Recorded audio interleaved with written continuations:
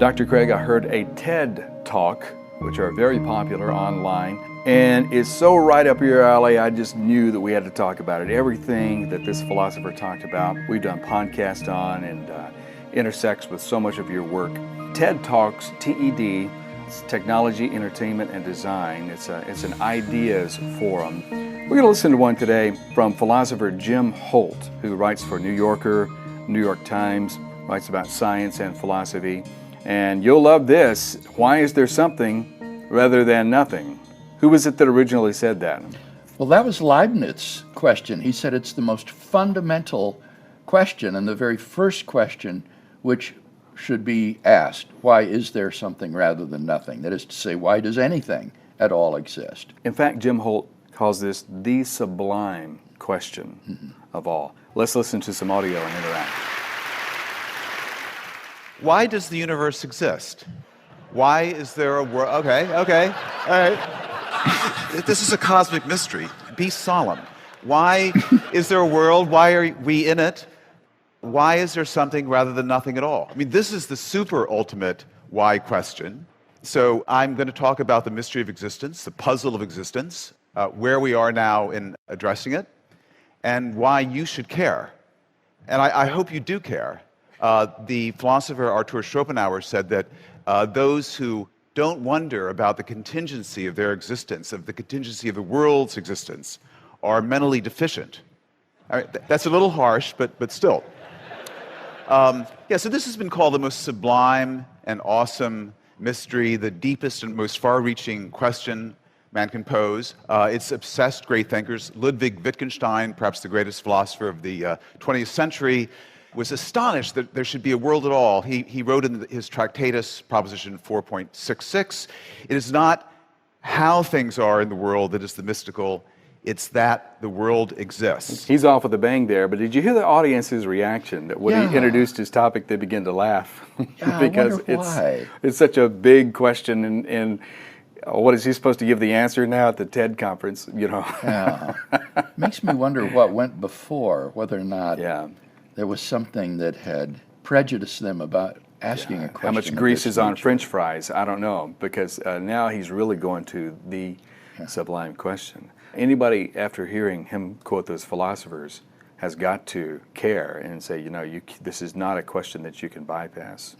And if you don't like taking your epigrams from a philosopher, try a scientist. John Archibald Wheeler, one of the great physicists of the 20th century, the teacher of Richard Feynman, the coiner of the term black hole. He said, I want to know, how come the quantum? How come the universe? How come existence?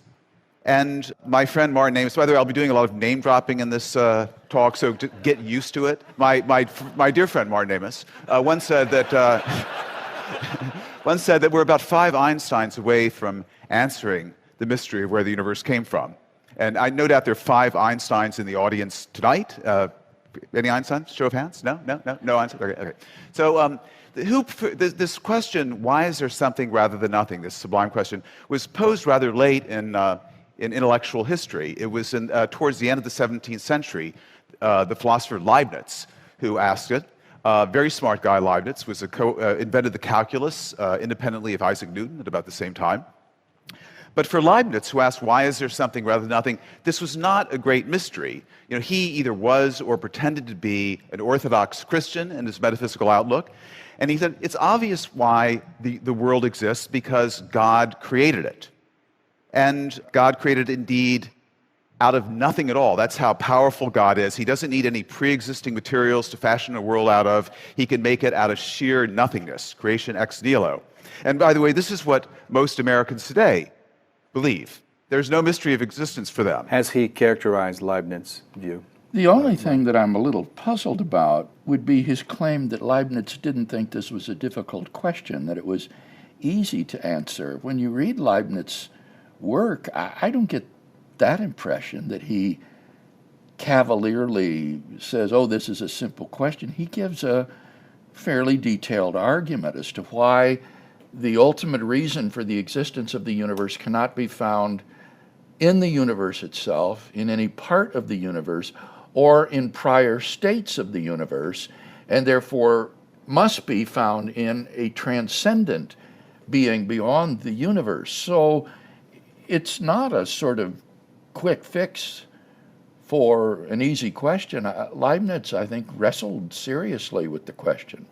He's saying now that most of the American population believe God made it. Okay, so let's put this in an equation. I don't have any slides, so I'm going to mime my visuals, so use your imaginations. So it's God plus nothing equals the world, okay? Now, that's the equation. And so maybe you don't believe in God. Maybe you're a scientific atheist or an unscientific atheist, and you don't believe in God, and you're not happy with it. By the way, even if we have this equation, God plus nothing equals the world, there's already a problem. Why does God exist?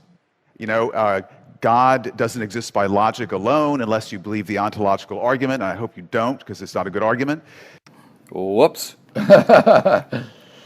Yeah, now, when he says God doesn't exist by logic alone, we need to distinguish between strict logical possibility and what philosophers call broad logical possibility. There's no strict logical impossibility in saying that there is an unmarried bachelor. Those aren't strictly contradictory, but it is broadly logically impossible to say that there's a married bachelor. Or to give a different example, to say that the prime minister is a prime number involves no logical contradiction, but it's nevertheless broadly logically impossible. That is to say, capable of being actual. So those who believe that God is the explanation of the contingent universe would admit that the proposition, God does not exist, does not contain a logical contradiction. But they would nevertheless say that the proposition, God exists, is logically necessary in this broad sense. It's not strictly logically necessary in that its denial doesn't involve a contradiction, but it is broadly logically necessary. God is a necessary being in that sense.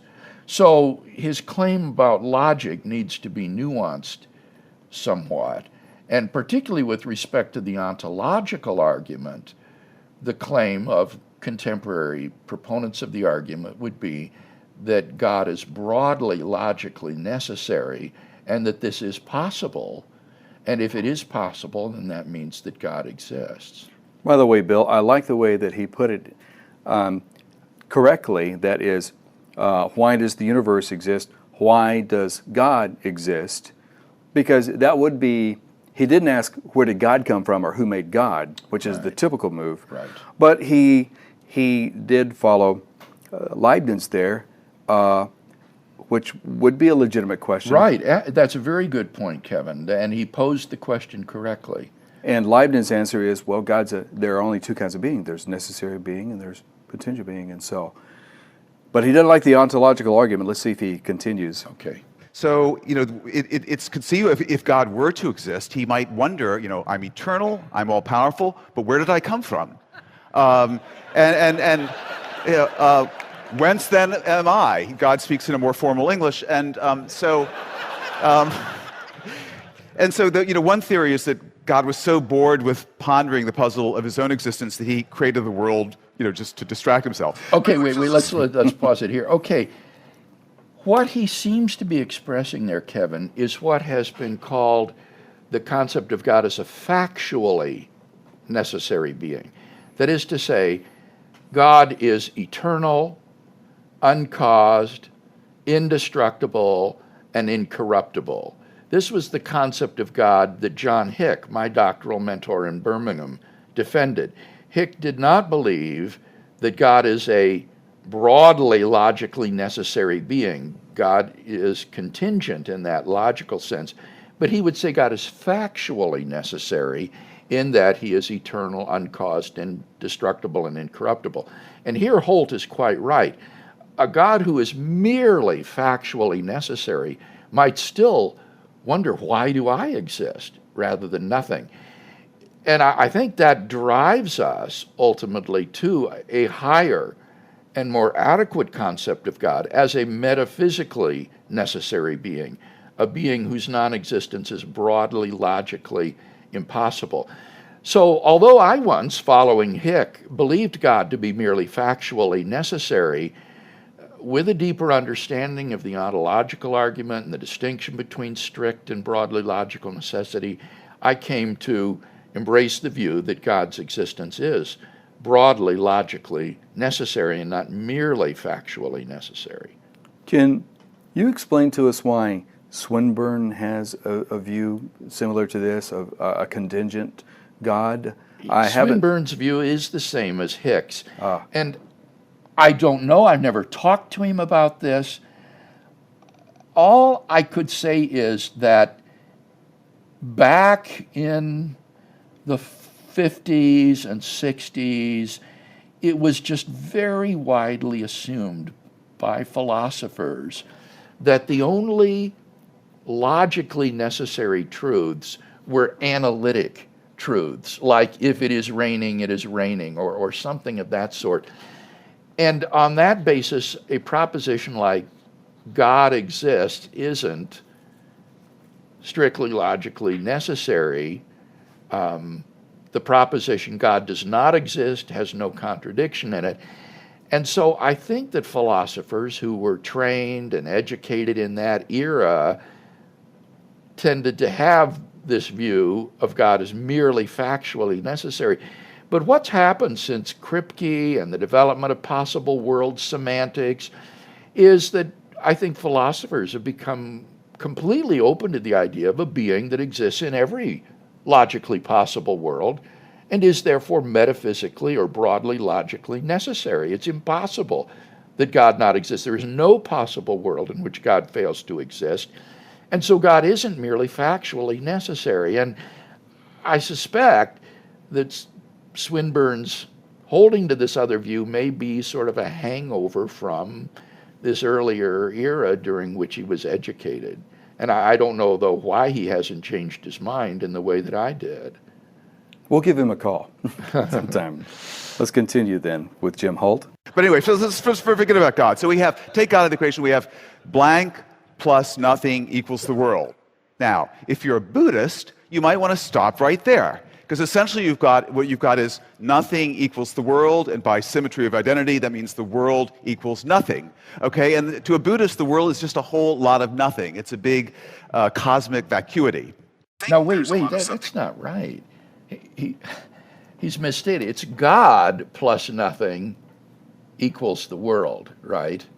Mm-hmm. That doesn't make the world identical to nothing. That would make the world identical to God, which may also please the Buddhist or the Hindu. But here one is being sloppy. What one means is not that God and nothing are identical to the world. What one means is that God is the cause of the world, but there isn't any material cause of the world. It's not a matter of composition, of having God and having nothing, and then this is identical to the world. That's using that sign of identity, equals, like 2 + 2 = 4. Mm-hmm. That's just misleading. That's fine for popular level talk, but then he shouldn't be drawing these kinds of false identifications out of it as he just did. The connection between God and the world is causal. It's not one of identity. There's a lot of something out there, but that's because we're enslaved by our desires. If we let our desires kind of melt away, we'll see the world for what it truly is, a vacuity, nothingness, and we'll slip into this happy state of nirvana, which has been defined as having just enough life to enjoy being dead. Okay, so that's it. That's the Buddhist thing. Okay, but I'm not. I'm a Westerner, and I'm still concerned with the puzzle of existence. So I've got, say, blank plus. This is going to get serious in a minute. So blank plus nothing equals the world. What are we going to put in that blank? Well, how about science? I mean, science is our best guide to the nature of reality, and the most fundamental science is physics. That tells us what naked reality really is. That reveals what I call tau photu, the true and ultimate furniture of the universe. So maybe physics can fill this blank. And indeed, since about the late 1960s, around 1970, physicists have purported to give a purely scientific explanation of how a universe like ours could have popped into existence out of sheer nothingness, a quantum fluctuation out of the void. Stephen Hawking is one of these physicists, more recently Alex Vilenkin. And the whole thing has been popularized by another very fine physicist and friend of mine, Lawrence Krauss, who wrote a book called A Universe from Nothing. And Lawrence thinks that he's a militant atheist, by the way, so he's gotten God out of the picture. The laws of quantum field theory, the state-of-the-art physics, can show how out of sheer nothingness, no space, no time, no matter, nothing, a little nugget of false vacuum can fluctuate into existence, and then by the miracle of inflation, blow up into this huge and variegated cosmos we see around us. Okay. The nugget theory there, he does at this point rehearse some of the scientists and physicists who would hold this possibility of nothing. We've interacted a lot with that, Bill, on misdefinition of nothingness. Yeah. Anything there that... The only thing I would add is when people like Krauss say there was no space and time, it's important to understand that they are talking about space and time as defined by classical or non-quantum theories of physics. It's not what I think the philosopher or the ordinary person would mean by space and time. And this can be seen very evidently in the fact that this quantum era is supposed to be temporally prior to the classical universe. And yet if there's no time, that's impossible.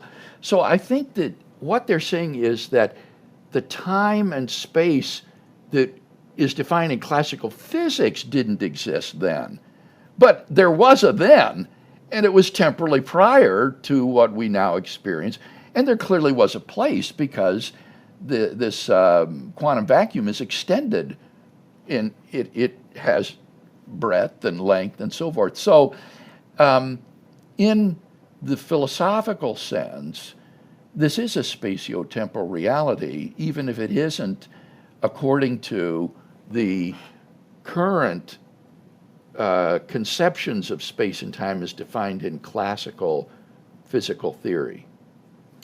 Okay, this is a really, it's an ingenious scenario. It's very speculative. It's fascinating, but I've got a big problem with it. And the problem is this. It's a pseudo-religious point of view. Now, Lawrence thinks he's an atheist, but he's still enthralled to a religious worldview. He sees physical laws as being like divine commands. You know, the laws of quantum field theory for him are like fiat lux, let there be light. The laws have some sort of ontological power or cloud that they can inform the abyss that it's pregnant with being. They can call a world into existence out of nothing. But that's a very primitive view of what a physical law is, right? We know that physical laws are actually generalized descriptions of patterns and regularities in the world. They don't exist outside the world. They don't have any ontic cloud of their own. They can't call a world into existence out of nothingness. Boy, Lawrence that's what we're talking about. Yeah, really takes Lawrence to task there, right, for having Yes, and it's not just Krauss, but I've heard this from other physicists, even those more sympathetic to theism, like Paul Davies, for example, or Hawking as well. They think that the laws of physics have causal powers to make things, whereas Holt says the laws of physics are just generalized statements or propositions. Now, I don't think that... And those don't have causal powers. They don't have causal powers, and that's what I was going to say. Yeah. Holt assumes that they don't exist on their own. But suppose you think that there are these laws that exist as sort of mathematical equations or propositions. If so, then, Kevin, what they are is abstract objects. And abstract objects are causally effete. They have no causal powers. So even if you say that these things do exist on their own, they cannot be responsible ontologically for the origin of the universe because they don't have causal powers. So his critique, I think, is spot on in that respect. Okay. That's a very primitive view of what a scientific law is. And if you don't believe me on this, you listen to Stephen Hawking, who himself put forward a model of the cosmos that was self-contained, didn't require any outside cause, any creator. And after proposing this, Hawking admitted that he was still puzzled. I mean, these are just, this model is just equations. What breathes fire into the equations and creates a world for them to describe? He was puzzled by this. So equations themselves can't do the magic, can't resolve the puzzle of existence. And besides, even if the laws could do that, why this set of laws? Why quantum field theory that describes a universe with a certain number of forces and particles and so forth? Why not a completely different set of laws? There are many, many mathematically consistent sets of laws. Why not no laws at all? Why not sheer nothingness? So this is a problem, believe it or not, that reflective physicists really think a lot about. And at this point, they tend to go metaphysical. Say, well, maybe the set of laws that describe our universe, it's just one set of laws, and it describes one part of reality, but maybe every consistent set of laws describes another part of reality. And in fact, all possible physical worlds really exist. They're all out there. We just see a little tiny part of reality that's described by the laws of quantum field theory, but there are many, many other worlds, parts of reality that are described by vastly different theories that are different from ours in ways we can't imagine, that are, inconceivably exotic. Wow, he says even the most ardent physicist can't help but go metaphysical when they're talking about these things. Thinking about what them. he seems to be describing here is a sort of modal realism according to which other possible worlds are actual, concrete, spatiotemporal realities, which is an extravagant metaphysical view for which I think there's just no good argument at all. He calls it exotic. Yeah, and it has some really bizarre consequences. For example, if you were in these other worlds, then there's this counterpart to you that is in these other worlds, and it's not you, but it's a sort of counterpart to who you are. But then what does it mean to say that you possibly have, say, blonde hair? What that would mean is there's a world with a counterpart to you in it that has blonde hair, but that's not you. So it doesn't really seem to be true that you could possibly have had blonde hair. So if at least he's identifying these worlds with possible worlds as an expression of modal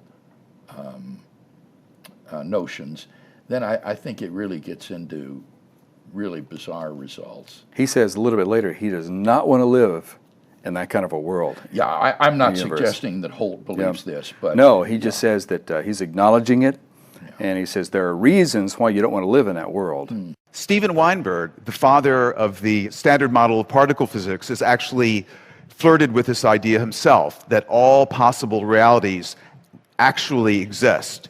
Also, a younger physicist, Max Tegmark, who believes that all mathematical structures exist, and mathematical existence is the same thing as physical existence. So we have this vastly rich multiverse that encompasses every logical possibility. Now, in taking this metaphysical way out, these physicists and also philosophers are actually reaching back to a very old idea that goes back to Plato. It's the principle of plenitude or fecundity, or the great chain of being, that reality is actually as full as possible. It's as far removed from nothingness as it could possibly be. Principle of plenitude. Yes, I don't think that's fair to Plato, because Plato wouldn't have imagined that the realm of the forms or the abstract objects could encompass self-contradictory entities, that there would be square circles, for example. But on this view that every possible mathematical structure is instantiated someplace, it would be important to understand these are inconsistent with each other. And so they're saying that these logical inconsistencies are actualized. This is a view that I think is frankly just nonsense, because logical contradictions cannot be true. We have these two extremes now. We have sheer nothingness on one side, and we have this vision of a reality that encompasses every conceivable world at the other extreme, the fullest possible reality, nothingness, the simplest possible reality. Now, what's in between these two extremes? I want to highlight these two extremes that he says. On the one hand, you've got every possible reality that exists.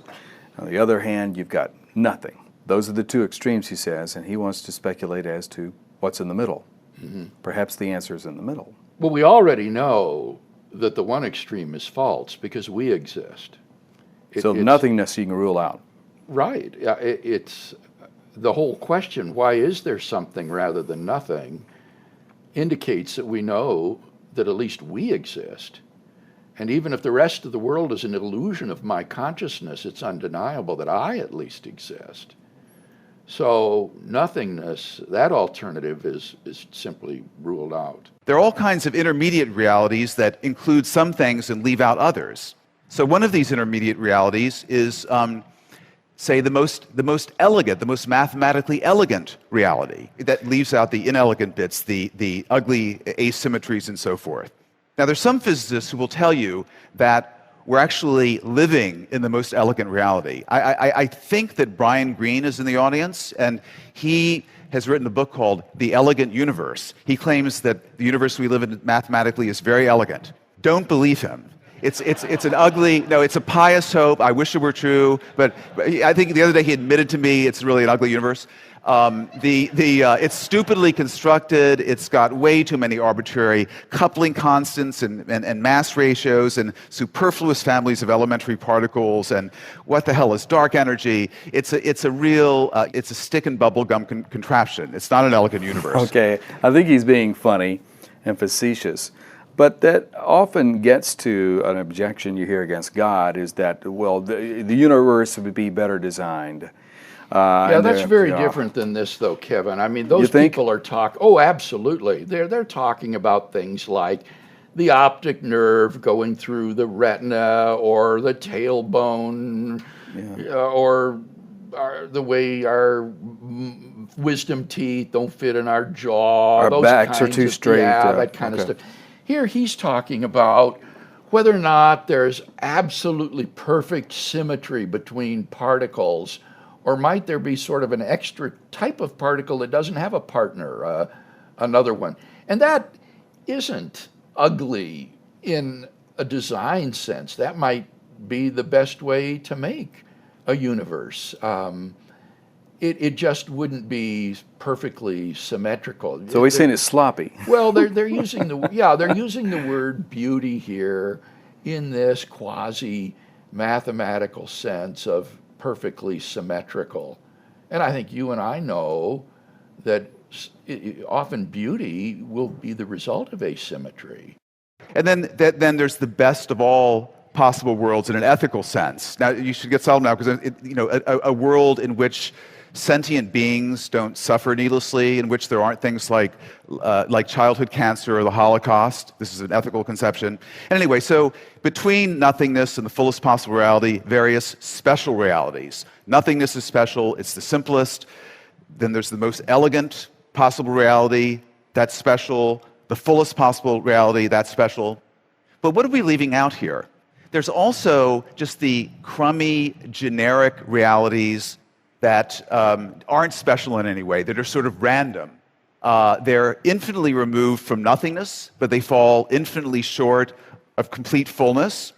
They're a mixture of chaos and order, of mathematical elegance and ugliness. So I would describe these realities as an infinite, mediocre, incomplete mess, a generic reality, a kind of cosmic junk shot. And these realities, is there a deity in any of these realities? Maybe, but the deity isn't perfect like the Judeo-Christian deity. Okay, yeah, see, there you've got to stop it immediately. He's assuming that God could not design a world that would exhibit certain sorts of asymmetries. And as I just said, that's false.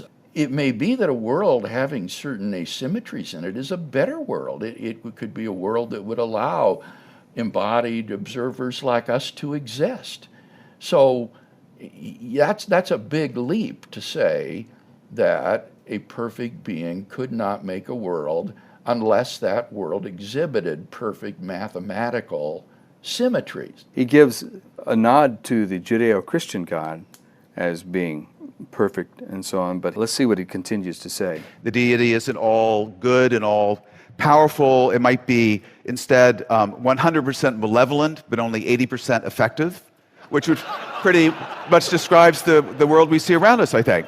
So now some have told me that this is what he actually believes, that, or what he says a lot about God, that God is 100% malevolent and only 80% effective. And so that's why you see so much evil in the world. Now, I must say, Kevin, that seems to me to underestimate enormously what an 80% effective deity could do to make life miserable for us. I mean, for most people, life is very good. Otherwise, we'd all commit suicide. But when people go through hard times, they typically look to the future with hope that things will get better. And when you go through bad times, you will often find that some good things come out of it. Life, for most people, is worth living. That's just an undeniable fact of the matter. So if there were a being that were really 100% malevolent, I mean, goodness sake, we have no idea what sort of a torture chamber or something we might be living in, even if he's only 80% effective. So I would like to propose that the resolution to the mystery of existence is that the reality we exist in is one of these generic realities. Now, reality has to turn out some way. It can either turn out to be nothing or everything or something in between. So if it has some special feature, like being really elegant or really full or really simple, like nothingness, that would require an explanation. But if it's just one of these random generic realities, there's no further explanation for it. And indeed, I would say that's the reality we live in. That's what science is telling us. That's what, at the beginning of the week, we got the exciting information that the theory of inflation, which predicts a big, infinite, kind of messy, arbitrary... Here he seems to have lost his way in the argument. He seems to be now somehow morphing into a design argument and thinking that if the world is crummy and unexceptional, that therefore you don't need a deity to explain why it exists. That's just completely lost your way from Leibniz. On Leibniz's view, anything that exists requires an explanation for why it exists rather than nothing. And he admits there are all these possible crummy universes that could exist instead of nothing, right? And one of them does exist. And so Leibniz's question is perfectly appropriate. Why does this crummy universe exist? why does this mediocre universe exist? Rather than nothing. And so he hasn't done anything to address Leibniz's question. He's just avoided it because the universe doesn't exhibit features of elegance and beauty and symmetry. That's a very different argument. That's not Leibniz's argument. And we'll continue with his audio. reality. It's like a big, frothing champagne coming out of a bottle endlessly, a vast universe, mostly a wasteland with little pockets of charm and order and peace. This has been confirmed, this inflationary scenario, by the observations made by radio telescopes in Antarctica that looked at the signature of the gravitational waves from the just before the Big Bang. I'm sure you all know about this. So anyway, I think there's some evidence that this really is the reality that we're stuck with. All right, let's pause it there. There he's endorsing this inflationary multiverse, that our world is just one bubble of true vacuum in this expanding false vacuum. And that does nothing to answer Leibniz's question as to why something exists rather than nothing. Even why does that sort of multiverse exist rather than nothing, one described by those particular laws rather than different ones. I'm just so amazed that after posing the question so well, he would think that this somehow answers it or circumvents it. Yeah, a universe with this very chaotic but had little pockets of order is just a description, Yeah. perhaps, of it. And it's based upon these quantum physical laws that he himself said are causally impotent and don't explain anything. And there could be other consistent sets of laws, so why this one? It's just amazing to me. He described the problem so well, and then he adverts to this solution that doesn't even connect with it. The question, why does the world exist? That's the cosmic question. It sort of rhymes with a more intimate question. Why do I exist? Why do you exist? Our existence is really, it would seem to be amazingly improbable because there's something like, there's an enormous number of genetically possible humans. If you can compute it by looking at the number of genes and the number of alleles and so forth, and it's a back of the envelope calculation will tell you there are about 10 to the 10,000th possible humans genetically. That's between a Google and a Googleplex. We've won this amazing cosmic lottery. We're here. So what kind of reality do we want to live in? Do we want to live in a special reality? What if we were living in the most elegant possible reality? Imagine the existential pressure on us to live up to that, to be elegant, not to pull down the tone of it. Or what if we were living in the fullest possible reality? Well, then our existence would be guaranteed because every possible thing exists in that reality, but our choices would be meaningless. If I really struggle morally and agonize and I decide to do the right thing, what difference does it make? Because there are an infinite number of versions of me also doing the right thing and an infinite number doing the wrong thing. Now that's interesting. Well, that's why he said he didn't connects want to. with what I talked about, the counterpart. Yeah, the counterparts. Theory. Those aren't you. Those are merely other people that look just like you that are doing those things. And that's why you're not guilty, because one of your counterparts is a Nazi war criminal in these other worlds. It's also why you're not to be morally praised, because one of those other counterparts gives his life to save a drowning child. What you choose to do in this world is morally significant because you are responsible for what you do or fail to do. And what your counterparts do or not is utterly irrelevant to the moral worth of what you do. So I think he's really confused on this point. He would consider all those counterparts to be you as well. You would do A in this world, but you would do B in this world. But law of identity, where are we going here, Bill? Well, right, they're not you. I mean, because you are in this world, you're not in that world. You can't have contradictory properties. So these are not you. They're counterparts of you that exist in different spatiotemporal, concrete realities. I was hoping to get out of some of the things that I've done. So my choices are meaningless. So we don't want to live in that special reality. And as for the special reality of nothingness, I mean, we wouldn't be having this conversation. So I think living in a generic reality that's mediocre, there are nasty bits and nice bits, and we can make the nice bits bigger and the nasty bits smaller, and that gives us a kind of purpose in life. The universe is absurd, but we can still construct a purpose, and that's a pretty good one. Wait. I mean, did you hear what he just said? The universe is purposeless, but we can construct a purpose. This is exactly the sort of despair of existential philosophers who talk about the meaninglessness of life and the purposelessness of the universe and of my own individual life. And when he says we can make a purpose, that's just purely subjective.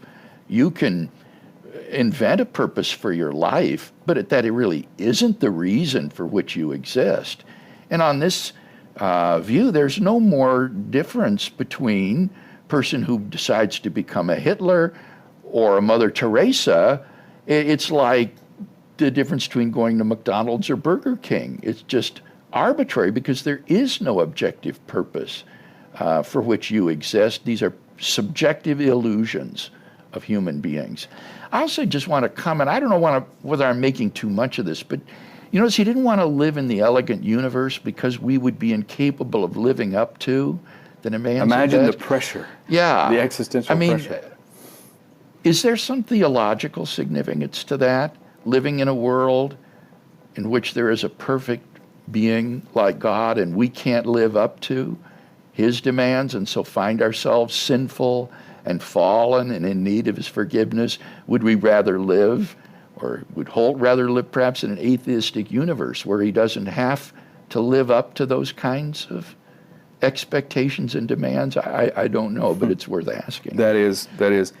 And I think he's using this as kind of a literary device, maybe, of saying, I don't want to live in a world that does this, and I don't want to live in a world that does that, because whether you want to live in it or not doesn't make any difference. It'd be what the argument from outrage. It'd be outrageous to live in this, so therefore it must not be true. He's just using it as an illustration. I don't want to live in that universe. Well, maybe neither does anybody else, but that doesn't mean that universe doesn't exist. That's exactly right. What is this argument from where do you want to live supposed to prove? Yeah. One woman once came up to Bertrand Russell, It's funny who to was put it that a way. non-theist, and she said, Professor Russell, on your view, the world must be a terrible place. And he said, Madam, the world is a terrible place, and it's only by coming to that realization that we can come to terms with life. So the universe is under no obligation to conform to our desires of where we want to live. And the overall mediocrity of reality kind of resonates nicely with the mediocrity we all feel in the core of our being. And I know you feel it. I mean, I know you're all special, but you're still kind of secretly mediocre, don't you think? So anyway. Wait, still, why are people applauding at that? Well, this is where it's so different being a theist. Well, it's a commentary on our narcissistic society. I know you're all special, but don't you feel there might be some mediocre part of you? Well, but you see, on naturalism, they are all just mediocre. As Dawkins says, just animated chunks of matter that have no meaning or objective purpose or value in life. Yeah. But on theism, every human being is created in the image of God and is therefore of inestimable value, whether it's a great scientist or a mentally retarded child. This person is created in the image of God and therefore of more value than the rest of the material universe put together. Now, I think that speaks to human significance and meaning in life in a wonderful way. That's the kind of universe I would like to live in if you're going to think you can determine what universe is real by your preferences. You may say, this puzzle of mystery of existence, it's just, silly mystery mongering. You're not astonished at the existence of the universe. You're in good company. Bertrand Russell said, I should say the universe is just there, and that's all. It's just a brute fact. And my professor at Columbia, Sidney Morgenbesser, a great philosophical wag, when I said to him, Professor Morgenbesser, why is there something rather than nothing? And he said, oh, even if there was nothing, you still wouldn't be satisfied. So, no, stop. See, this is just a joke. Yeah. This is not serious. This is a joke. And Russell said that remark in the context of a debate on BBC Radio in, I believe, 1938 with Frederick Copleston, when Copleston was pressing this argument against him, and Russell had no response other than to just say the universe is just there. It's a brute fact? Yeah, he had nothing by way of response to Copleston's argument other than just this dogged insistence that the universe is inexplicable. And that, I think, is enormously implausible. It seems to me that any sort of contingent reality that exists has an explanation for why it exists rather than not, since it would be just as easy for it not to exist. So why is there something rather than nothing? And to think that the universe doesn't require an explanation is terribly unscientific, because that's the whole project of modern cosmology, is to try to find an explanation for the existence of the universe. So I'm not at all persuaded that these kind of one-liners and remarks taken out of context are any sort of adequate response to Leibniz's question. Let's continue and finish his audio. So you're not astonished. I don't care. But I will tell you, I will tell you something to conclude that I guarantee you will astonish you, because it's astonished all of the brilliant, wonderful people I've met at this TED conference when I've told them. And it's this: never in my life have I had a cell phone. Thank you. he concludes on that. So I think Jim kind of goes cynical, satirical, and entertaining here, but it certainly did devolve away from the serious question that Leibniz asks. I think it's great to give an entertaining talk that is engaging and that people enjoy listening to, but it needs to be philosophically responsible and not change the subject and then just begin to make empty sorts of assertions or jokes. I would like to see someone who can popularize philosophy in such a way that it's fun to listen to and stimulating and interesting, but people really learn something through it and come to grips with some of these really deep questions about life and the universe. What do you think that he meant by, I have never owned a cell phone? He doesn't have a cell phone, and that's so crazy that because everybody has a cell phone that people are astonished that he doesn't own one or carry one. Yeah, okay. I hardly use one myself, but I do have one.